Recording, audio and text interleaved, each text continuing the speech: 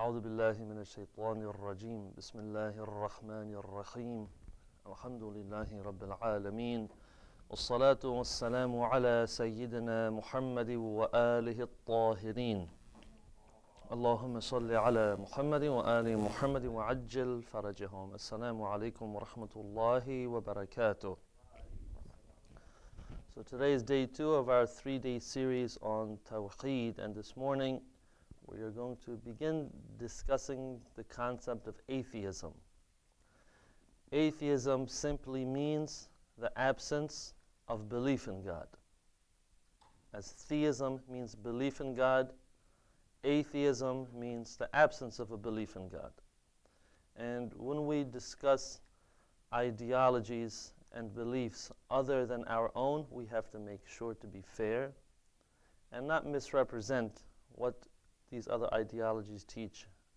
So that when we talk about atheism and atheists, it's not always correct to say that atheists say that there is no God. Not all atheists will say that God does not exist. What they will generally say is that they simply do not believe in God. Now, there may be an atheist who says that there is no God. Another atheist may say, I don't believe in God because I have not been presented with sufficient evidence to decide that God does exist. So they withhold belief. They don't say that God does exist, and they also do not say that God does not exist. So there are different categories, and we have to be fair when speaking about them. So what we're going to talk about is that atheism is the lack of belief in God. And at certain points, we will have to talk about the idea of those atheists who say that God does not exist, but we will try to be as careful as we can to put as many disclaimers wherever we can so that we're being fair with people's ideologies. Allah subhanahu wa ta'ala says in the Holy Quran, chapter 45, Surah Al-Jathiyah, verse 23, أَفَرَأَيْتَ مَنِ اتَّخَذَ إِلَهَهُ هَوَاهُ. These are verses which show us that these discussions that we're having today are not something that just came up with the advancements in technology. We shouldn't feel that these discussions are something new. These have been going on for centuries and eons. These discussions, these disagreements that we're having today were there during the time of the Prophet, and the Quran addresses these. Allah says, have you then considered the one who takes his low desire, his hawa, for his God? So we say that when someone does not believe in God, when that person tries to develop a system of morality, that their morality is going to be based on their personal desires, on their own personal preference and bias. So here the Quran says, أَفَرَأَيْتَ مَنِ اتَّخَذَ إِلَهَهُ هَوَاهُ. Have you then considered the one who takes his low desire for his God? وَأَضَلَّهُ اللَّهُ عَلَىٰ عِلْمٍ. And Allah has made them to err, to go astray, having knowledge. وَخَتَمَ عَلَىٰ سَمْعِهِ وَقَلْبِهِ. And Allah has put a seal upon his ear and his heart. وَجَعَلَ عَلَىٰ بَصَرِهِ غِشَاوَةً. And a covering on his eye. فَمَنْ يَهْدِيهِ مِنْ بَعْدِ اللَّهِ. So who will guide them after Allah has misguided them? أَفَلَا تَذَكَّرُونَ. Will you then not then be mindful? Or the saying of the materialists, the Quran says, again in the same surah, the next verse, وَقَالُوا مَا هِيَ إِلَّا حَيَاتُنَا الدُّنْيَا. They say there is nothing but our life in this world. So they disbelieve in the afterlife, they disbelieve in anything spiritual. نَمُوتُ وَنَحْيَا. We live and we die. They say that's it, nothing else. وَمَا يُهْلِكُنَا إِلَّا الدَّهْرِ. And nothing destroys us but time. So this is nothing else except this world, only the material. وَمَا لَهُمْ بِذَلِكَ مِنْ عِلْمٍ. And Allah says, and they have no knowledge of that. إِنْهُمْ إِلَّا يَظُنُّونَ. They only conjecture. They're making guesses at these things. Like we said, it's impossible for us to empirically know everything. So when we make these absolute statements, what are we basing them on? Is on our own conjecture. Or Allah says, وَإِذَا تُتْلَى عَلَيْهِمْ. The next verse, 25. وَإِذَا تُتْلَى عَلَيْهِمْ آيَاتُنَا بَيِّنَاتٍ. And when our clear communications, our clear signs are recited to them, ما كان حجتهم إلا أن قالوا ائتوا بآبائنا إن كنتم صادقين. Their argument is no other than that they say, bring our fathers back if you are truthful. So when Allah gives all these proofs to them, they reject and they say, well, bring our fathers back to life. If there really is a resurrection, if there really is an afterlife. So these things have been discussed for a while now, and we are going to try to explain them as clearly as we can in today's terminology. So when some atheists, not all atheists, some atheists, when they address the issue of theism and belief in God, they categorize God along with mythical creatures like Santa Claus and unicorns and fairies. So they say in the same way that there's no proof for the existence of Santa Claus and unicorns and fairies, there's no proof for the existence of God. But there's a big difference between believing in God on one hand, as we do, and believing in, for example, in fairy tales and fictional characters that everybody knows are fictional characters. Theism has been debated as a truth for thousands of years, and these other things were created as fictional characters. Everybody knows they're fictional characters. Theism is completely different. For theism, there are solid arguments for it, as we mentioned yesterday. It forms the way of life for billions of people. And in contrast, no fairy tale character is used as the basis for a code of ethics. So disbelieving in God is in no way similar to disbelieving in a fairy tale. This kind of an accusation by some, not all atheists, is simply just an insult that is born of arrogance by some atheists who want to attack what they can't refute. They can't refute the belief in God or the arguments for it, so they have to resort to this type of emotional argument.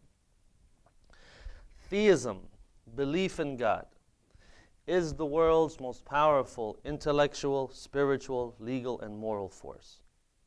To deny God means to deny what makes civilized life possible. Theism provides the answers for all of life's most profound questions. Where did we come from? Where are we going? What's right? What's wrong? Do we have free will? Why are we here? Belief in God answers all of these. Belief in God is the only source of what we call objective morality. And we're going to talk about that later on today in a little more detail. Only belief in God can give purpose to our lives.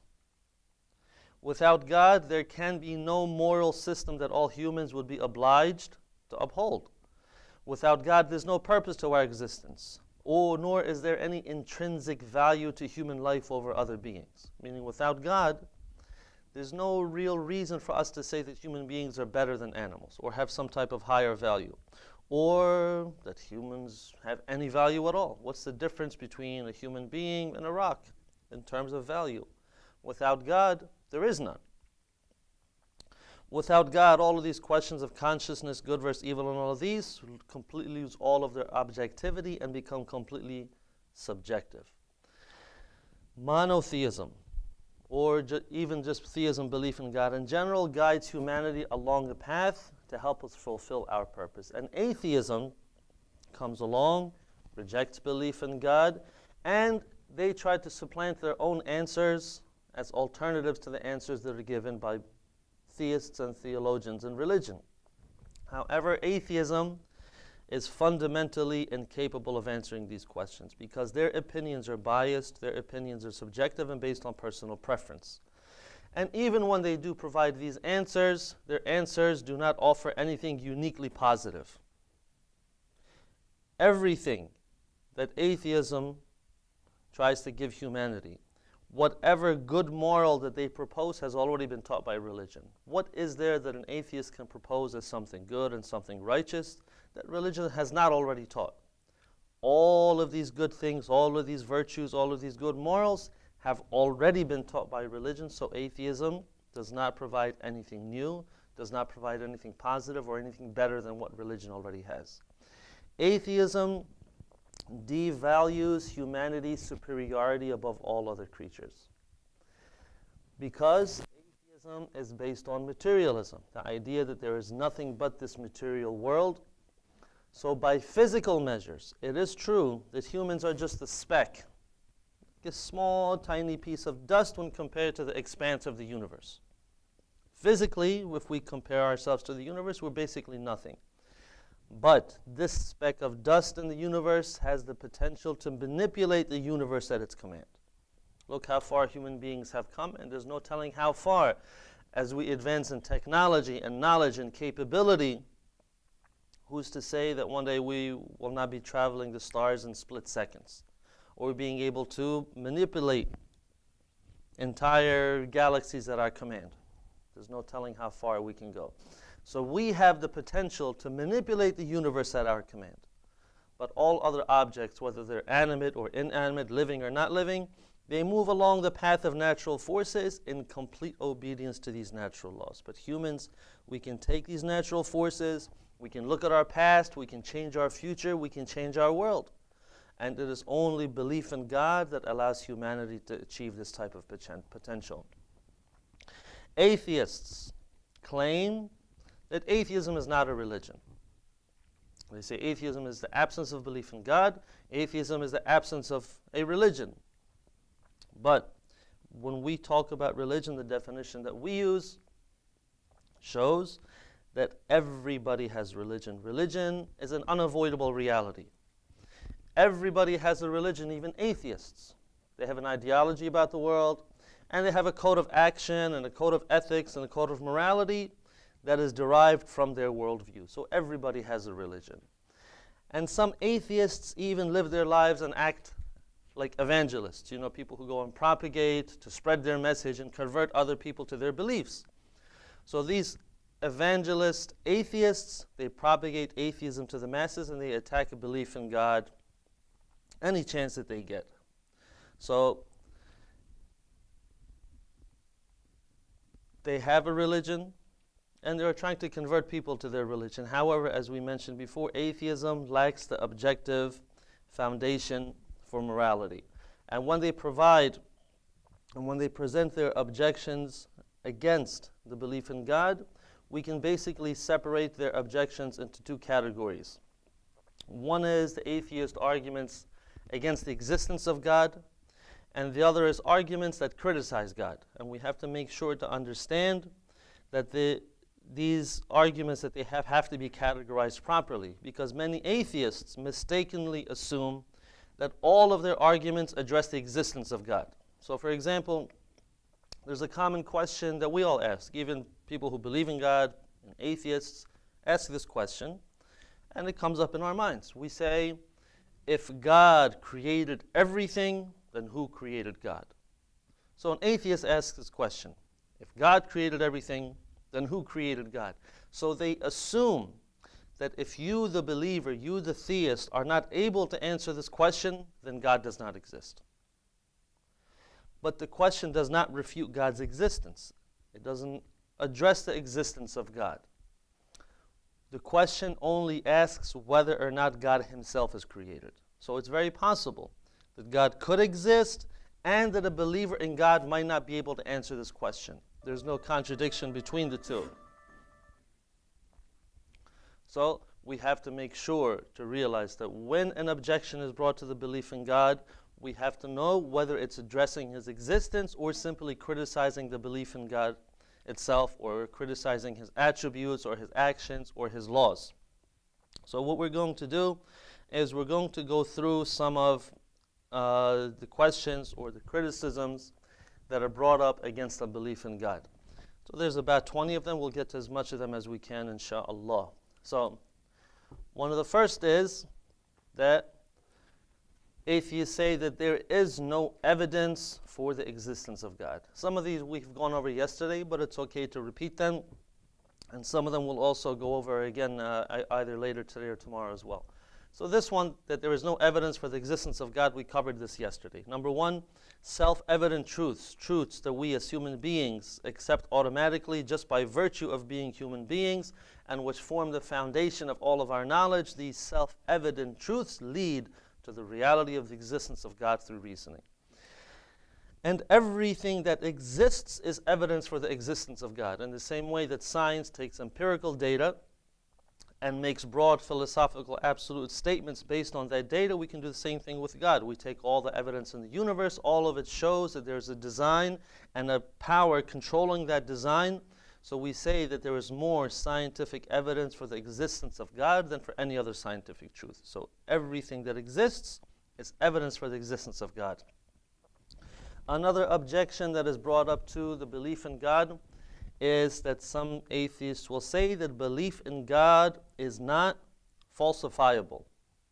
You've probably heard about this concept of falsifiability.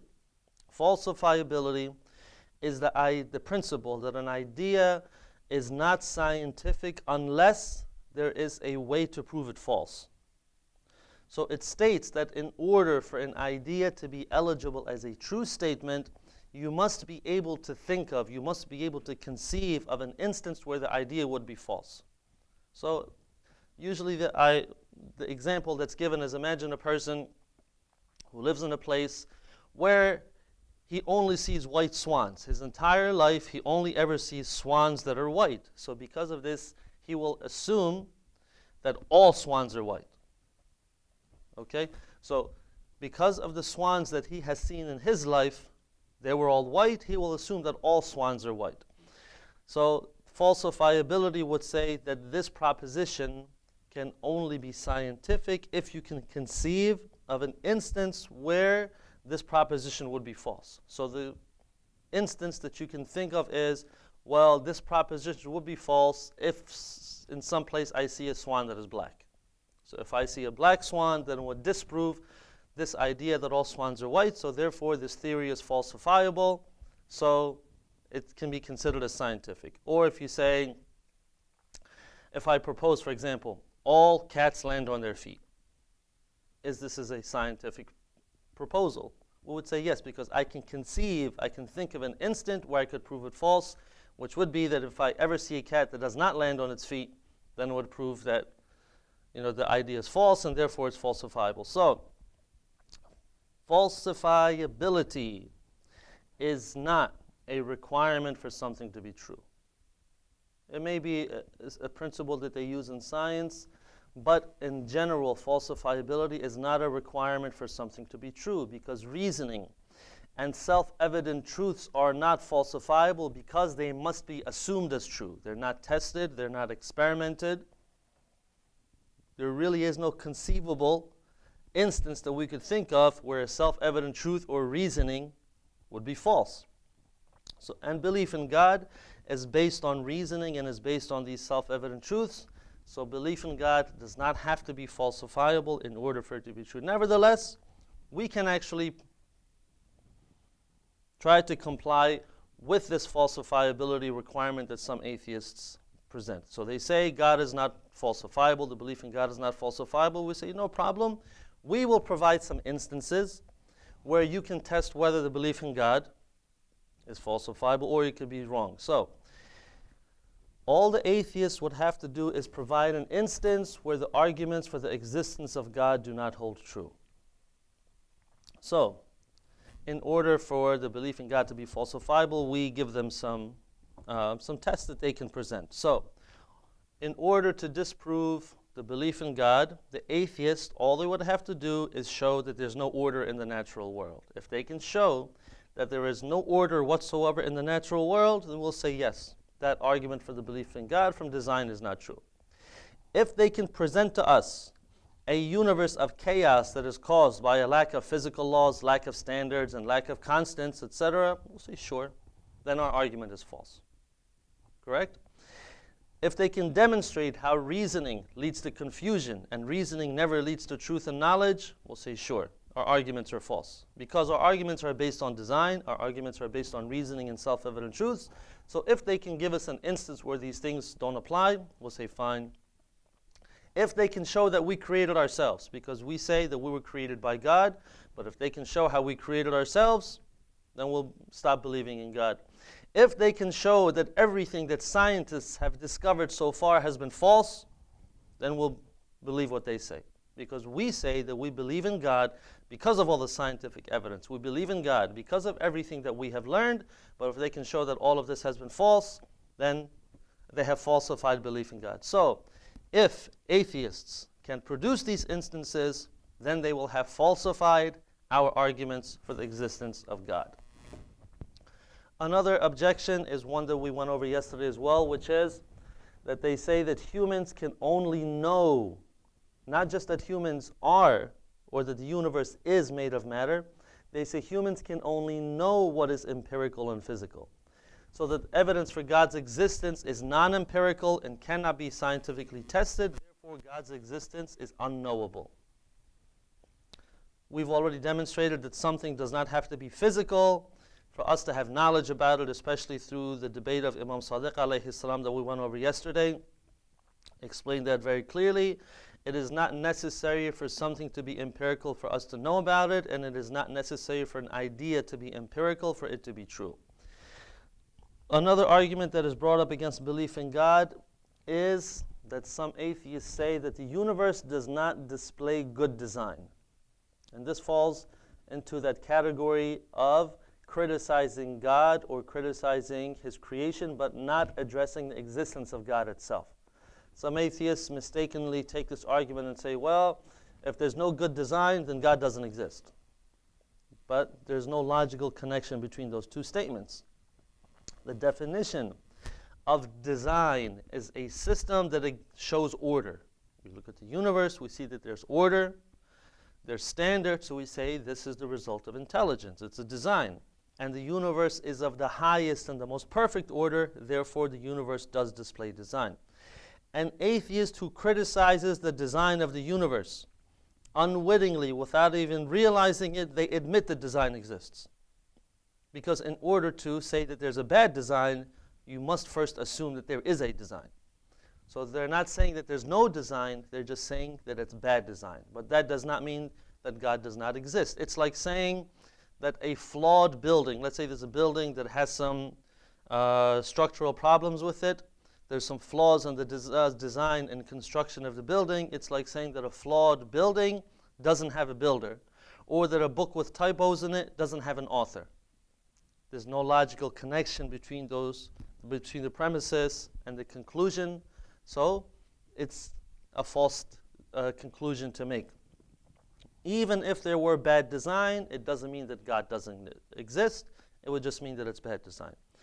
And by what standard are they judging whether or not it actually is a good or a bad design? If they can make something better than this universe, we would love to see it. And the atheist's lack of appreciation is not evidence for the deficiency of design. Just because they don't like the design doesn't mean it's bad design. Just because I'm surprised by something doesn't mean there's something wrong with what's surprising me. So this is a type of bias, a type of personal preference that somebody has. They don't like something, but their preference is not evidence against the design of the universe. The next criticism is, some say that evolution shows that most species that ever existed are extinct. Those animals, those organisms, those plants, those bacteria, whatever they are, they're no longer alive, and that this contradicts the idea of design. They say, what kind of a design is this when most of the organisms that have ever lived have died off and those species no longer exist? If evolution were true, first of all, it would just be another example of design. But who is to say that the deaths of countless organisms were not a part of that grand design that God had created? Just because we don't know why they died, just because we don't know what their purpose was, doesn't mean that they did not have a purpose. It doesn't mean that their value as well as their death do not have any value for us or for the universe. So our ignorance is not a valid argument against design. Just because we don't understand the reason for something doesn't mean that a reason does not exist. The next is that they say that personal experience is not evidence for God's existence. Of course, there are many people who believe in God, and they believe in God because they had some type of personal spiritual or personal emotional experience which led them to believe in God or made their faith even stronger. And yes, personal experience, we say, is only evidence for that one individual. If I experience something and I am the only one who saw it, and I cannot show it or prove it to anyone else, then of course it's not proof for anybody else. But in Islam, we do not present personal experience as evidence for others. We say that reasoning and self-evident truth are objective evidence, and they are the greatest evidence that everybody can witness and understand. We don't have to go to personal experience in order to prove our beliefs. We don't have to go to things like our teacher Ayatollah Sajidin.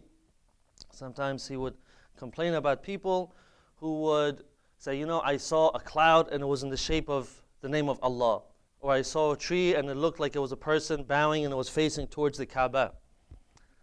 So if you saw it, alhamdulillah, good for you. If it strengthens your faith, alhamdulillah, praise be to God, it's good for you. But this is not what our religion is founded on. It's not the foundation. It's not the reason that we believe. It's not what we present. It's not what God has revealed as the reasoning behind why we should believe in God and Islam. There's rational, reasonable, logical, intellectual proofs for all of these things. It's not that the cloud is in the shape of Allah. That's a beautiful thing. But what about the way that the clouds, that they form, that they provide shade, that they provide rain? Just the intricate design of the clouds themselves, that is proof for the existence of God. So the personal experience is not what we present, but it's these rational arguments. Next, there is a phrase that you may have probably heard called the God of the gaps. An atheist will say that the ignorance of the believer is not evidence for the existence of God, and they call this ignorance the God of the gaps. The phrase God of the gaps is the concept where whatever has not been explained, whatever is unexplained by science, is then attributed to God. So for example, there's some type of natural phenomena that's occurred. We don't know scientifically how it occurred, so we say God did it. So this is the God of the gaps. When we scientifically don't know how something happened, we say that God did it. And this concept assumes that if science explains something, then there's no need to invoke God. If we know, let's say, how clouds form, we don't need to say that God did it. If we know why earthquakes happen, we don't need to say God did it. If we know where lightning comes from, we don't say God did it. So the more science explains, the less room that leaves for God. So the gap for God to exist becomes smaller and smaller and smaller, and eventually science will eliminate all of the gaps where God will be invoked. So this is the idea of the God of the gaps. Now, we say that this argument, this concept of God of the gaps, is completely invalid, because this argument falsely assumes that we argue for God from ignorance, which is completely wrong. It's backwards. It's the other way. The reality is that the existence of God is proven through evidence. The design of the universe is evidence for great intelligence. The perpetual and perfect operation of the universe is evidence for great power. So we say that this intelligence and this great power, these are the attributes of that being that created the universe, and we call this being God. So the empirical data, the physical data, is what has led us to belief in God, not the absence of that data. As the empirical data accumulates, it piles up, the stronger and more solid our belief in God becomes. So we believe in God because of what we know, and we trust in God for those things that we don't know. Where we are ignorant, we trust in God, but we trust in God because we believe in Him already from the evidence that we've collected. And it's the atheists who actually argue against God from ignorance. If they can't understand the reason for something in nature, they arrogantly assume that it's bad design. And of course, we don't accuse all atheists of having this type of arrogant accusation, but just some, like the ones who say, well, there's a bad design, therefore there's no God. This is an argument from ignorance. Or some don't know whether God was created, so they say God doesn't exist. So from their ignorance, they're making a conclusion. Where on the other hand, we don't make conclusions where we don't know something. We only make conclusions based on the evidence that we have. The next criticism, they say that if the universe requires a cause, then God also requires a cause. So we covered this partially yesterday as well. So they say, if everything is created, then who created God?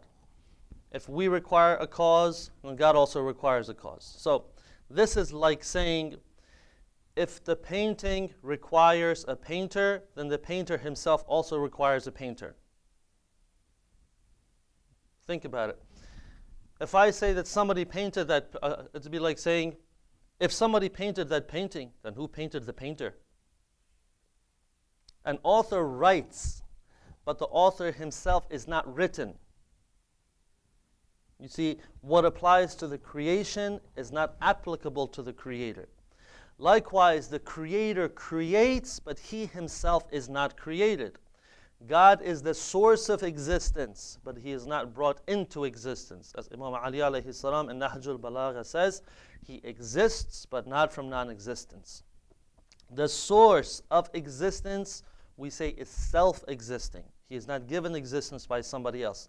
Since God is the source of existence, he doesn't need to be brought into existence. He owns that existence, and if you own something, you don't need to borrow it from somebody else. It's only those things that are created, that are brought into existence and cannot bring other things into existence themselves, that are created and are ineligible for being creators themselves.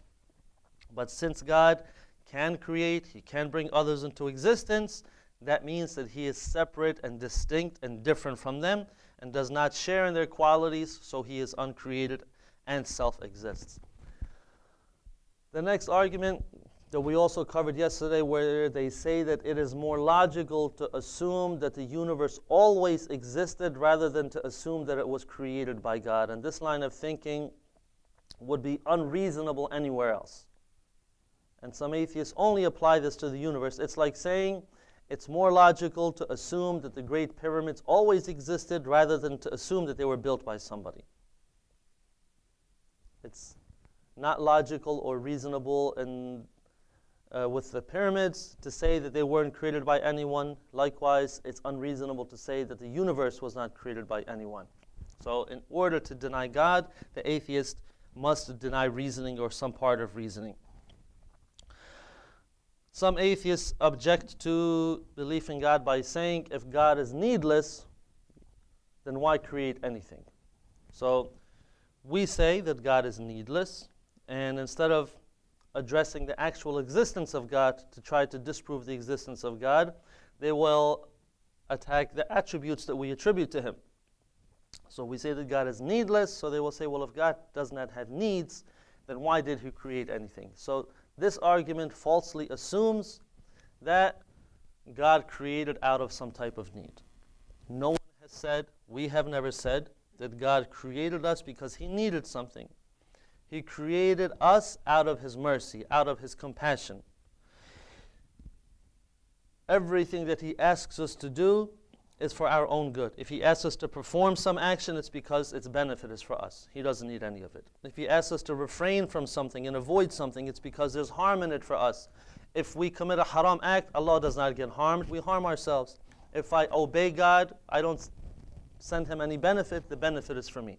So God's creation and God's commandments and God's prohibitions, all of these are a result of God's mercy and compassion and love, and not from any need that he has, because he is needless. The next argument is that the world is material. Whatever caused it must also be material. Therefore, an immaterial God cannot be the cause of the universe. So this argument is basically saying that the creation and the creator must be the same. But the premise is wrong, first of all, because the premise says, the foundation of the argument says that the world is only material. And we've shown that the world is not only material. There's lots of supernatural, immaterial things here. So the argument does not address or invalidate the existence of God. In fact, the argument assumes the existence of an external cause for the universe. So if we say that the universe is material, therefore its creator must be material, then now obviously we have just assumed that there is a creator, a source of the existence of the universe beyond the universe itself. I have to assume that, otherwise this argument doesn't make any sense. So the only criticism is that the cause itself must be material like the universe itself. So the premise is wrong because the world is not simply just material. And the conclusion is also wrong because God is the creator and the prime cause of all types of existence, whether it's material or non-material. And the creator, as we have shown, does not and cannot share any similarities with the creation, otherwise he would also be a creation and he would need a creator. So there has to be that distinction between the two. The next criticism addresses the ability to even know God. Because we say that God transcends human perception. He is beyond human perception. So the argument says that if God transcends human perception, then it is not possible to know him. So now, if the word perception means sensory perception, meaning being able to touch and taste and hear and see and smell God, then of course this has already been answered in our arguments yesterday.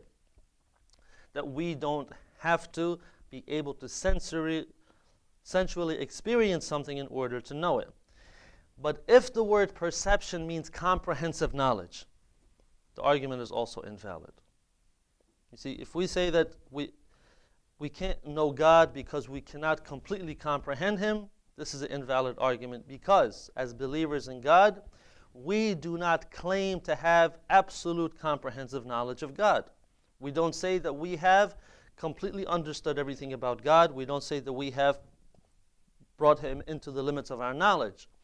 Theists, believers in God, we say that we know about God, we believe in his existence, we believe in his attributes, but we do not say that we have understood everything about him.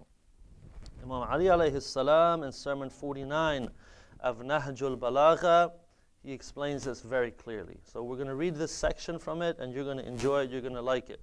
Imam Ali alayhi salam says, and this answers a lot of what we're talking about, he says, "Praise be to Allah, who lies inside all hidden things and towards whom all open things guide.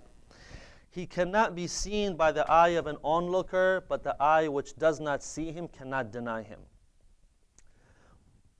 While the mind that proves his existence cannot perceive him. He is so high in sublimity that nothing can be more sublime than he, while in nearness he is so near that no one can be nearer than him. But his sublimity does not put him at a distance from anything of his creation, nor does his nearness bring them on equal level to him.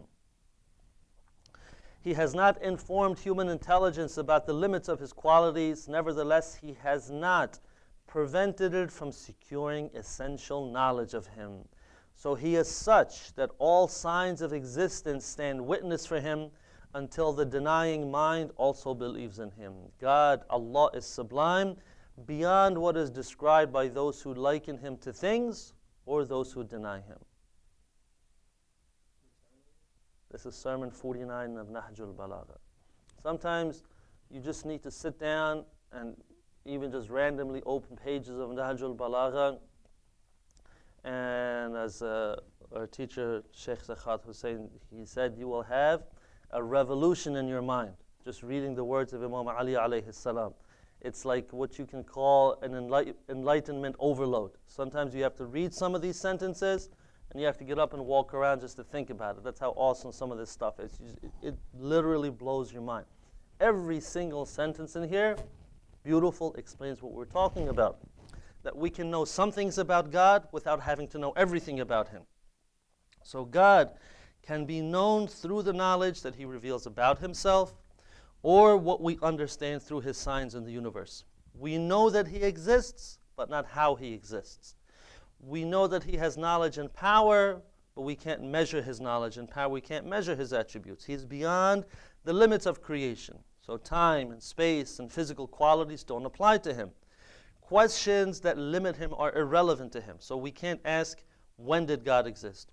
Or when did he come into existence? Or where is God? Because all of these questions limit him in a certain time and space. Or how big is God? Now limits his size, limits how strong is he, limits his power. These questions don't apply to him. In fact, and this is sometimes something we don't think about. In fact, we do not have comprehensive knowledge about anything. You could take the example of anything in the universe, any physical thing. There is no single thing about which we have comprehensive knowledge. Consider the example of something as common as an apple. I like apples. I'm sure you guys like apples. Think of an apple. You might know some things about the apple, but it's impossible to know everything about it. So for example, I can ask you, which tree did that apple fall from? How many apples were on that tree when it was picked or when it fell down? How many leaves were on that tree? During its lifetime on that tree, how many air particles bounced off of it? How many raindrops fell on it? How many photons from the sun collided with that apple? 1,000 years ago, where were all of the particles, the atoms that constitute and make up that apple? Where will all those particles be in 1,000 years from now? These are questions we can ask about the apple. It's knowledge about the apple, but can we know this? And just because we don't have comprehensive knowledge of the apple, does that mean that we should stop believing in apples? Does it mean that we can't know what an apple is just because we don't have comprehensive knowledge about it? So we say that just because we can't have comprehensive knowledge about God does not mean, as in the words of Imam Ali alayhi salam, that we can't have essential knowledge about him. Next, there is an argument which says that God's omnipotence, meaning God being all-powerful, contradicts disobedience towards him. They say that if God is all-powerful and he commands you to do something, it should be impossible for you to disobey him. So the argument is invalid because it assumes that there is no such thing as free will. But we know that God allows us some free will, not complete free will, some free will. So for example, we're forced to obey the laws of nature. There's something called gravity. I can't just decide not to obey gravity. So I can't just fly right now. I mean, we wish we could, but we have to follow these laws. We're compelled to follow them, but we're given autonomy. We are given some free will, and that is in the laws of morality. The laws of nature we're compelled to follow. But when it comes to the laws of morality, what's right and what's wrong, here we are given free rule. We can do what we want. I can decide to obey God. I can decide to disobey God. He has given me this ability, and then we're going to face the repercussions for it because there's a justice in the universe. Next, there's the argument that God's omniscience contradicts human free will, meaning that if God knows everything, how is it possible for us to have free will? If God knows that I'm going to do something in the future, how is it possible for me to do something differently? So we will cover this tomorrow a little bit more in our section on predestination and free will, but just briefly now. We say that there is no evidence that one being's knowledge affects another being's free will. If somebody puts forth this argument, what is that tangible connection? How does God's knowledge affect our free will? They have to show this first in order to make this objection. Just because God knows what we're going to do in the future does not mean that he forces those actions. And just because he knows what we're going to do in the future does not mean that we lose our free will. God's knowledge of our future actions does not force those actions. And you could think about it this way. If there is a connection between the knowledge of somebody's actions and somebody's free will in those actions, why should there be a difference between future actions and past actions? So if God knows what I'm going to do in the future and that affects my free will in the future, well, does that mean that my knowledge of people in the past affected the free will of people in the past? Does that mean just because I knew what they did in the past, that my knowledge somehow forced them to do that, or that invalidated their free will, just because I found out what they did? If it's invalid for the past, why is it valid for the future? They have to show, first of all, in order to make this objection, this criticism that God's knowledge of future events invalidates the the free will of those future events, they have to first demonstrate that there is some type of link. What is the reason that God's knowledge invalidates their free will? They have to first show that. Since they can't, then we don't have to believe that there is any type of effect that his knowledge has on their free will.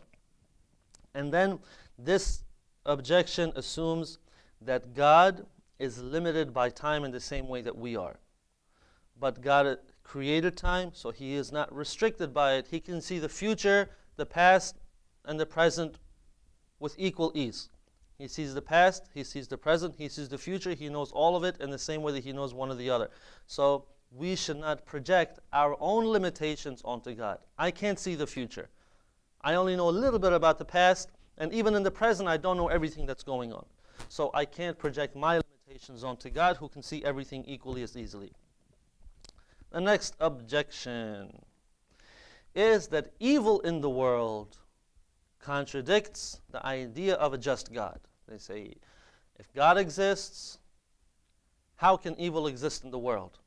Either God is incapable of stopping the evil, so he doesn't stop the evil, or he doesn't want to stop the evil, so he doesn't stop the evil. This is the objection that's brought up. So like as we said, we'll cover this tomorrow, inshallah.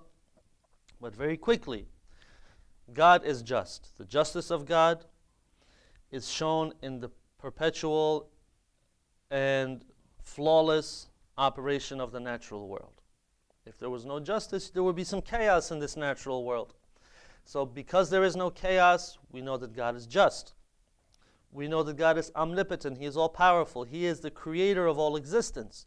So therefore, we say that it is logically impossible for God to oppress or cause evil. Before we even ask whether God has done evil or why has he done evil, is it even possible for him to do evil? Like this table in front of you, is it possible for the table to do evil?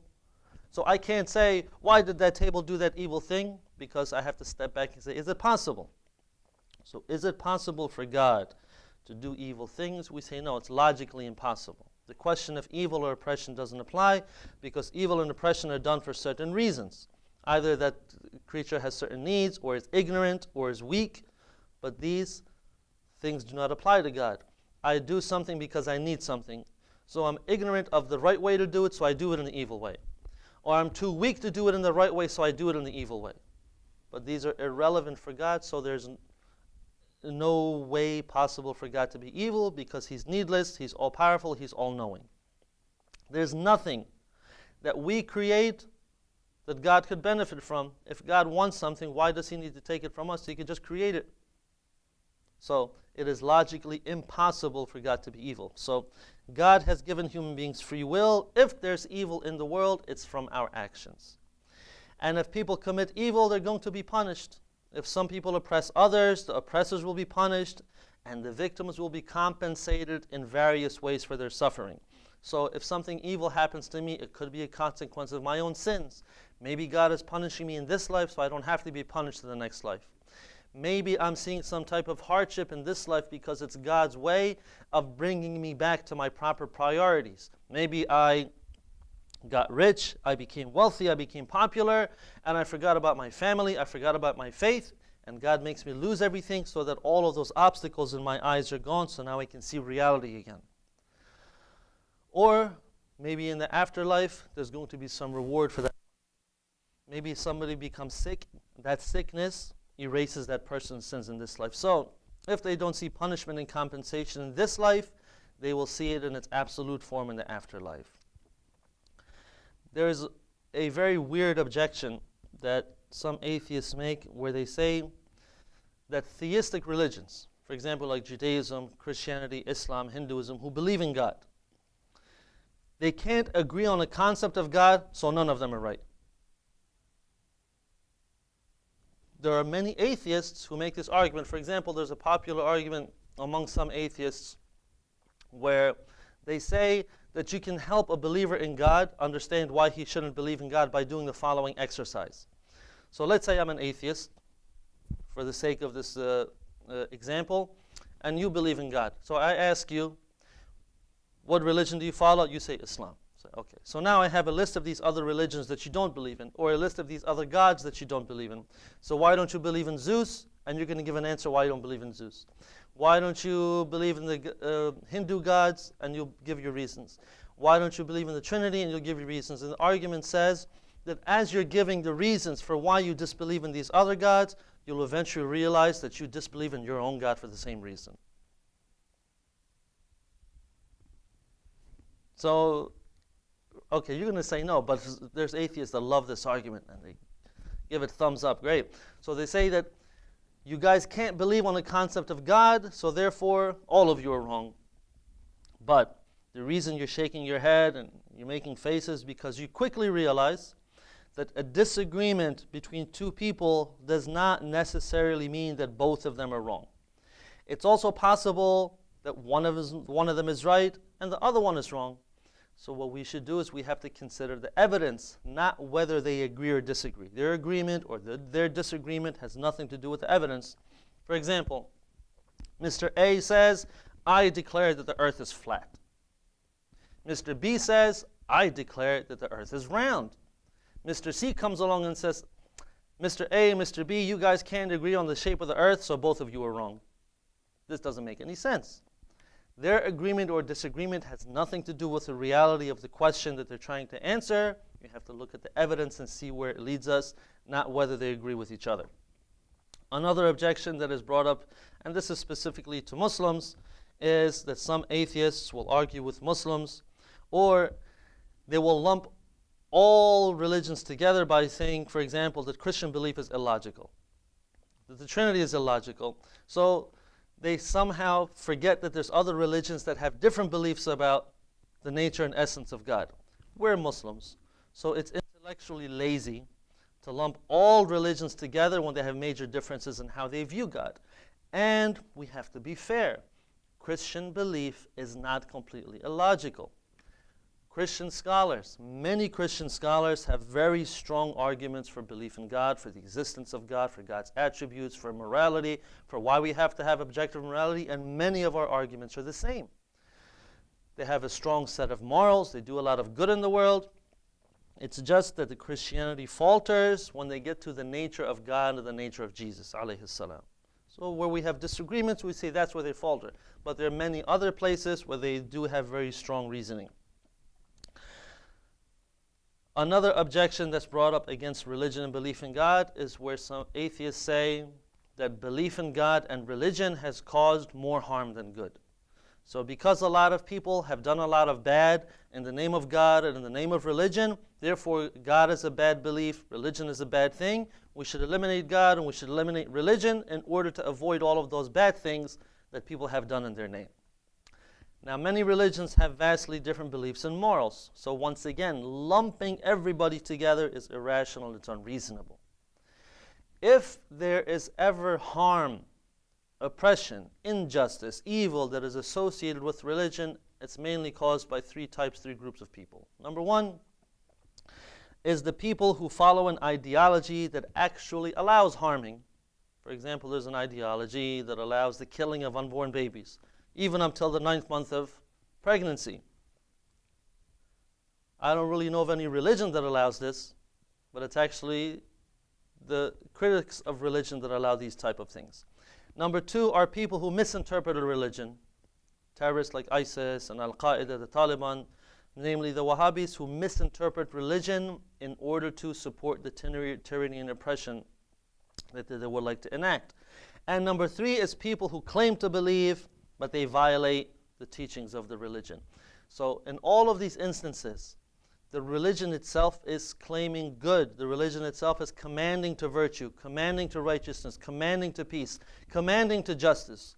So if these people truly believed, they would obey the religion's commandments to establish peace and justice. So it's when people disobey religion, when they abandon religion, when they violate religion, that harm and oppression and evil happens in the world, not when they're following religion. If people followed religion, we would be living in a utopia right now. The next objection to belief in God has to do with miracles. Miracles. They say that miracles, if they occurred, if they actually happened, they would violate God's natural laws, and therefore miracles would violate God's justice.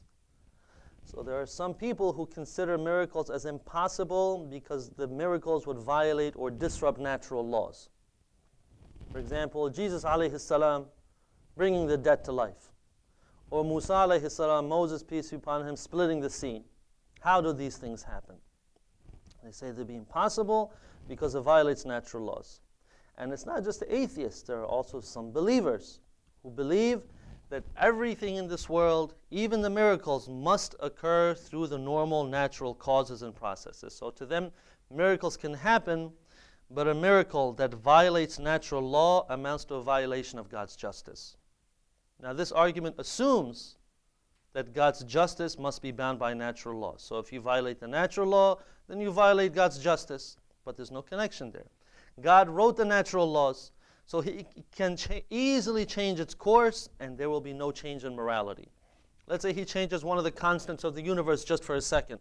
How does that change what's right and wrong in morality? There's no connection. If the miracle runs counter to natural law, there's no violation of his justice.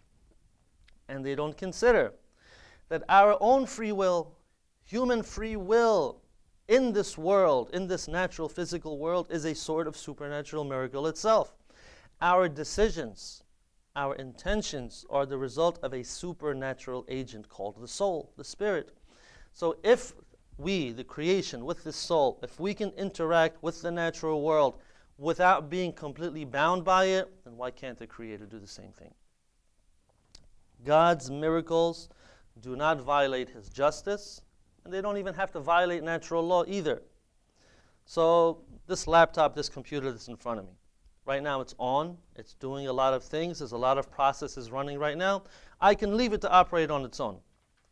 Or I, as the user, can come and press keys to input information and to initiate commands to make it do certain things. So as the user, I do something that the computer would not have done would never have been able to do on its own. Correct? It can operate on its own, but I can also come and press keys and input information. So I do something that the computer would have never done on its own, but at the same time, there's no violation of the computer's programming. I did not violate the computer's software by inputting this external information. Think of the universe as one big computer. God can press any buttons He chooses to. He can delete apps. He can add apps to the universe however He pleases, and there will be no violation of the natural laws or violations of God's justice or His morality. So miracles are perfectly capable of happening without violating God's justice. Even if it violates some of the natural laws, no problem whatsoever.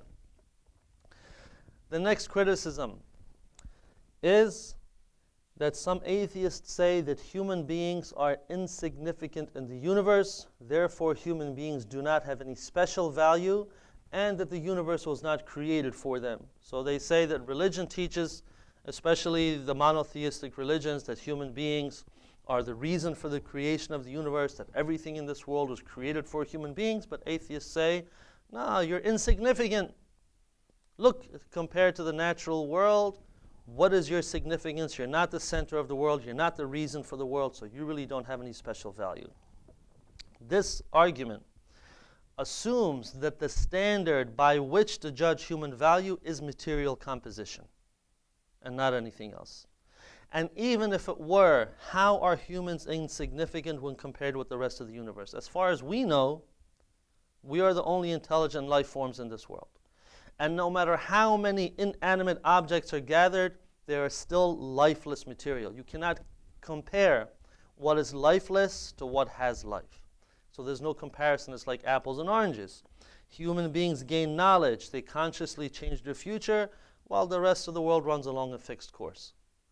And even if we were to put this to a personal test, if somebody were told that they could gain the entire universe, but what they had to do was exchange one person that they love, what sane person would accept this offer? They would give up somebody that they love in order to gain the entire physical universe. Nobody would do this. In fact, if people had the choice that when one of their loved ones was in trouble and to save their life, they had the ability to give up the entire universe, they would do so in a heartbeat. So this shows that we naturally assume that the human being is more valuable and important than this entire material world. We instinctively value this human life above everything else. It's only when people abandon God, when people abandon religion, that they devalue human life in order to have some worldly gain. Judging a human being as less than the material world is wrong, both empirically and morally. And the last objection that we'll be covering for this session is one that we will just introduce right now, but we'll cover a little bit more today. It says that human beings do not need God to teach them morals, to teach them love, or to teach them compassion. So this is the objection. And we say that we cannot have morality without God and religion. What we really mean by morality, we cannot have it without God and religion. If we didn't have God, how do we have morality? Well, it's going to be based on science. It's going to be based on material conclusions. But science can tell us how something happens, but it cannot tell us why it happens. Science can detail an object's material composition, but it cannot tell us that material thing's purpose for existence. Science can only measure physical attributes, but what we consider right and wrong, good and evil, these are not physical objects. So science is fundamentally incapable of determining morality, free will, and purpose. It cannot measure what is right and wrong the same way that science measures the temperature or the weight of something. So religion is the only thing that can give us objective morality. Meaning something, objective morality means that something is right or wrong whether I accept it or not. That's objective with an O. Materialism, atheism, gives us subjective morality, meaning something is right or wrong based on what I like. If I like it, it's right. If I hate it, it's wrong. Objective morality from religion means it doesn't matter whether I like it or don't like it, it's going to be right or wrong in reality. So another thing that religion is able to give us is what we can call moral justice, so that our actions have moral consequences. Good people in this world sometimes face a life full of hardship. They try good, they do good, they help other people, but they're oppressed, their rights are taken from them, they're hurt, their family members are killed. So we say that good people who face hardship will see their rewards in paradise, and evil people who live lives of luxury and ease and comfort while oppressing other people, they're going to face the justice in hellfire. This is only possible with belief in God and religion. Atheism has no moral justice. Materialism has no moral justice. So the only consequences that we see for our actions are in this life. So if you're a good person and you suffer all your life, well, too bad, because there's no paradise. And if you're an evil person living in luxury by oppressing others, then good for you, because there's no hellfire. This is a huge difference between religion and atheism. So the oppressed and the downtrodden, they can only have hope in this life through belief in God. So the morality of materialism keeps changing with society's changing preferences. This is another reason that atheism and materialism cannot give us morality, because it's not objective, it's not permanent, it's not real, it cannot be a standard. A standard is something that never changes. But the morality of materialism will always change, since it's based on individual preference. It will always change with the preferences of society, and it will keep on changing until there is absolutely nothing that is forbidden. There's a saying, and I forget the name of the novel and the author who said it, so you can look it up, where he says that without God, all things are allowed. So it's not an exact quote, it's a paraphrasing, and I'm sorry, it just came to mind right now, but that's basically what happens when we don't have God, when we don't have religion, and we rely on our own personal preferences for morality. Eventually, everything is going to be allowed. So we'll continue after the salah, inshallah, with a discussion on evolution. Sallu ala Muhammad wa ali Muhammad.